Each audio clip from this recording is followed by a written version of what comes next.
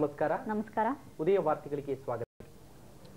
63ನೇ ಸ್ವಾತಂತ್ರ್ಯ ದಿನಾಚರಣೆ ಅಂಗವಾಗಿ ಬೆಂಗಳೂರಿನ ಜನನಿಬಿಡ ಕೆಂಪೇಗೌಡ ರಸ್ತೆಯಲ್ಲಿ 1020 ಅಡಿ ಉದ್ದ 4 ಅಡಿ ಅಗಲದ ತ್ರಿವರ್ಣ ಧ್ವಜವನ್ನು ಅನಾವರಣ ಮಾಡಲಾಯಿತು.